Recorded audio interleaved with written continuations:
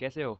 आज हम Python basics का लेक्चर 3 लेकर आए हैं जिसमें हम कवर करने वाले हैं कीवर्ड्स और डेटा टाइप्स के बारे में कि कीवर्ड्स क्या थे और डेटा टाइप्स कितने तरह के होते हैं पाइथन में।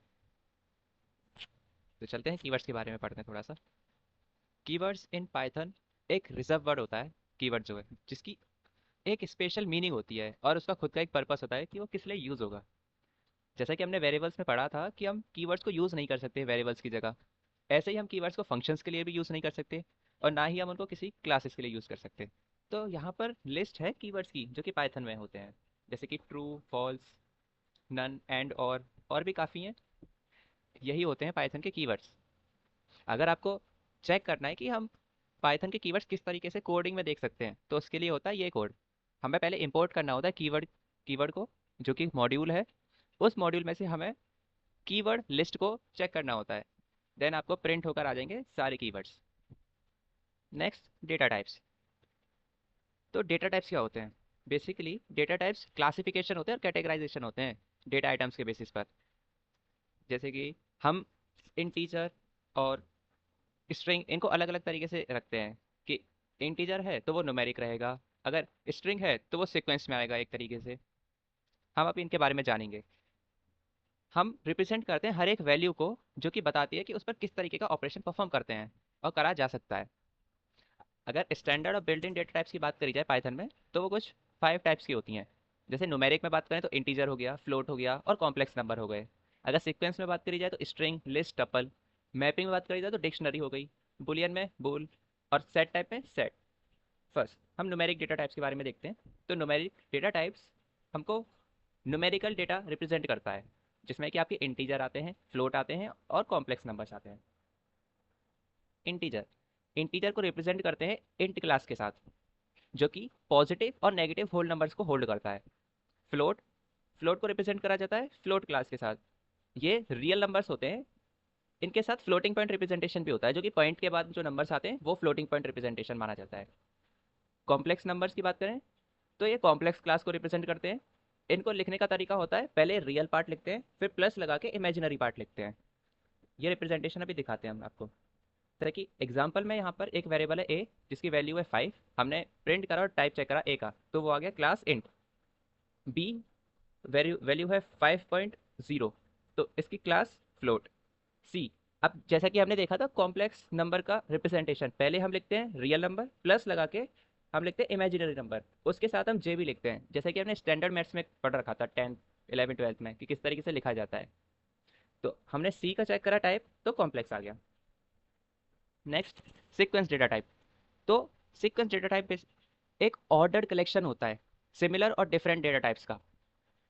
ये स्टोर करता है मल्टीपल वैल्यूज को एक ऑर्गेनाइज्ड और एक एफिशिएंट फैशन में। अब सीक्वेंस में स्ट्रिंग, लिस्ट और टपल आता है।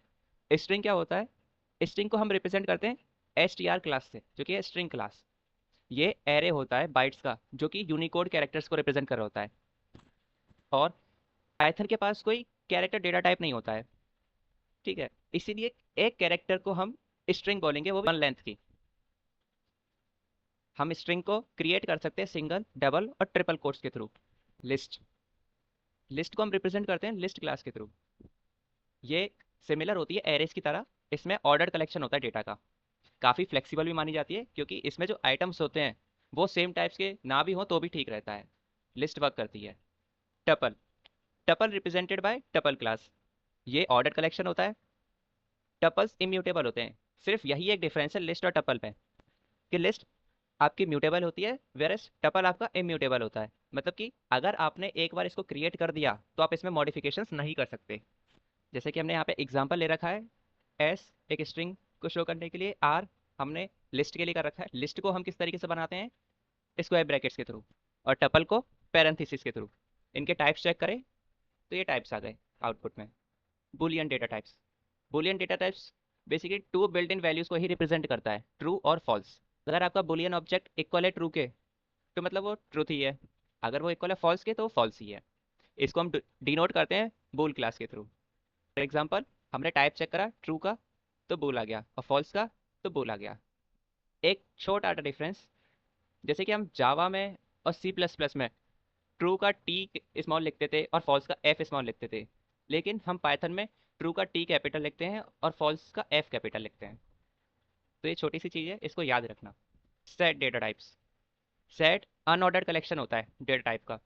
जैसा कि हमने अभी देखा था कि लिस्ट और टपल ऑर्डर्ड कलेक्शन होता है, लेकिन सेट अनऑर्डर्ड होता है, जिसमें आप इटरेट कर सकते हो, लूप लगा सकते हो, म्यूटेबल होता है, चेंजेस कर सकते हो, and has no duplicate elements.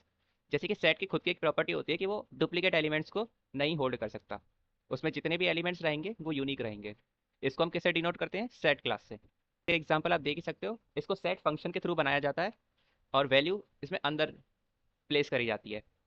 जैसे कि मैंने S1 वेरिएबल है, उसमें सेट फंक्शन में अंदर लिखा है कोड विद ए। बाद में मैंने टाइप चेक करा S1 का, तो class set. Dictionary data type basically ये एक कलेक्शन होता है डेटा वैल्यूज का, जिसको हम स्टोर कर रहे होते हैं एक मैप की तरह। डिक्शनरी होल्ड की वैल्यू पेयर्स। डिक्शनरी की वैल्यू पेयर होल्ड करती है। जैसे हम नॉर्मली ऑक्सफोर्ड डिक्शनरी चेक करते हैं ना, किसी भी वर्ड को अगर हम सर्च कर रहे होते हैं तो उसका हम पहला कैरेक्टर देखते हैं कि वो स्टार्ट किससे हो रहा है, फिर हम उसी पेज पर जाते हैं, फिर हम उसी सीक्वेंस में हम सर्च करते हैं, तो हमें काफ़ी जल्दी वैल्यूज मिल जाती हैं जो हम ढूंढ रहे होते हैं। तो यही चीज़ होती है डिक्शनरी, जो कि की वैल्यू पेयर को होल्ड करती है। हर एक की वैल्यू पेयर को सेपरेट करा जाता है कॉलन के साथ, और वेरस हम की को सेपरेट कर रहे होते हैं कॉमा के साथ। इसको डिनोट कैसे करते हैं? डिक्ट, DICT क्लास के साथ। ये एग्जांपल है किस तरीके से डिक्शनरी क्रिएट करी जाती है। जैसे यहाँ पे आप देख सकते हो डिक्शनरी को कर्ली ब्रैकेट्स ब्रैकेट्स के थ्रू बनाया गया है। इसमें कीज हो गई 1 2 और 3, और वैल्यूज क्या हो गई, उसकी करस्पॉन्डिंग वैल्यूज हैं सामने, जिसको सेपरेट करा है कॉलन के थ्रू। और एक की वैल्यू को, जैसे 1 : ये पूरा एक सेट हो गया की वैल्यू का, और इसको कैसे सेपरेट करा है दूसरी की वैल्यूज से? By using comma. जब हमने चेक करा टाइप डी का, तो क्या क्लास आ गई? डिक्शनरी। आज के लिए सिर्फ इतना ही था। नेक्स्ट एक और पाइथन बेसिक्स का लेक्चर रह रहा है, जिसमें हम कंडीशनल स्टेटमेंट्स और के बारे में थोड़ा सा स्टडी करेंगे।